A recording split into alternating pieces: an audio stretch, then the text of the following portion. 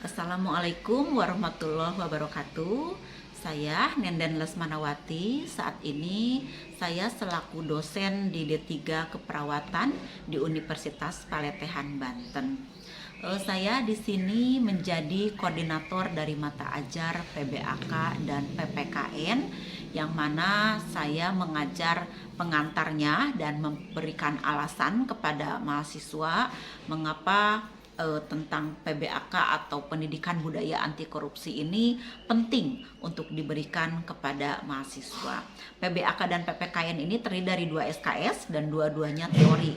Dan sebagai tim pengajar kami dibantu oleh Ibu Asmaria ya, yang memang kompeten dan expert di bidang hukum gitu ya tentang PBAK, dan juga dibantu oleh Ibu Sri Wahyuni yang memang beliau pakar atau expertnya di bagian BPJS ya. Nah, bagian BPJS atau Badan Pelayanan Kesehatan, Jaminan Kesehatan Nasional. Selain itu, saya juga untuk semester sekarang itu mengajar mata kuliah komunikasi ya, yang tim juga komunikasi ini saya sangat excited kalau ngajar komunikasi. Mengapa? Karena memang passion saya di bidang komunikasi. Waktu S1 saya di keperawatan, tapi S2 saya ngambil psikologi di Unpad dua-duanya, dan saya memang lebih lebih punya passion di bidang komunikasi dan psikologi.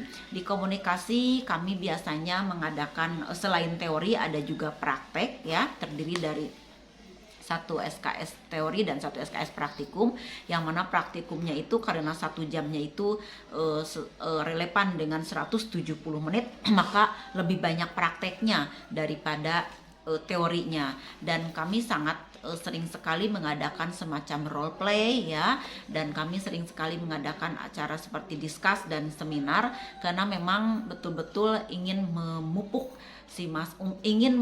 keberanian mahasiswa untuk berani berkomunikasi, lalu juga mereka dipacu untuk belajar bagaimana mengaplikasikan teori-teori seperti teknik-teknik komunikasi terapeutik atau yang biasa kita kenal dengan teknik komter ya, seperti active listening, lalu bagaimana cara mengklarifikasi dengan cara yang baik, bagaimana cara mengulang, lalu bagaimana berkomunikasi posisinya dengan pasien itu, dengan partner itu bagaimana sebaiknya agar betul-betul bisa efektif. Posisi tubuh, ekspresi, body language, lalu juga bagaimana itu komunikasi verbal, komunikasi non verbal, dan dimensi respon, dimensi tindakan itu kami ajarkan semua kepada mahasiswa.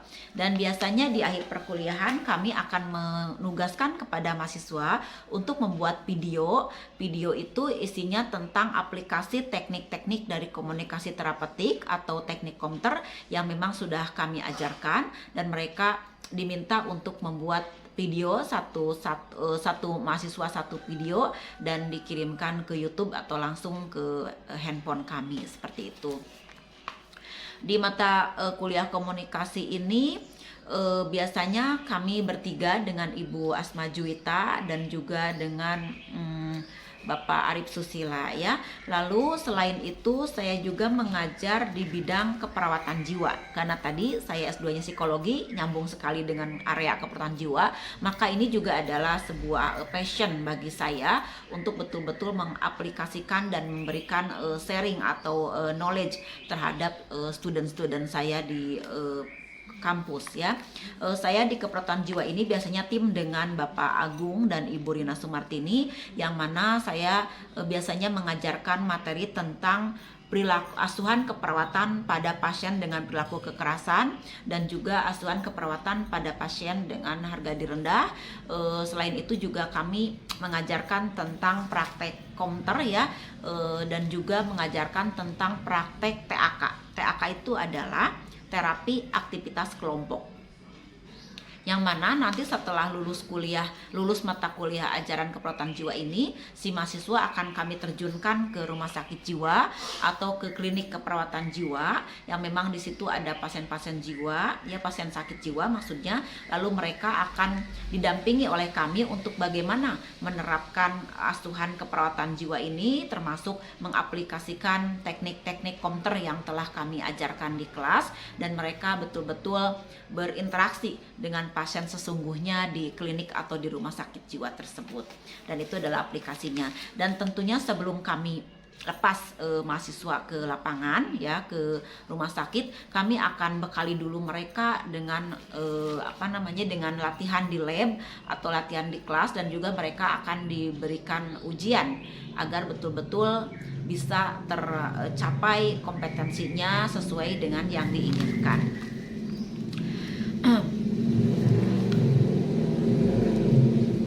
Selain itu, saya juga mengajar mata kuliah caring. Ya, mata kuliah caring ini adalah mata kuliah yang memang khas juga di keperawatan.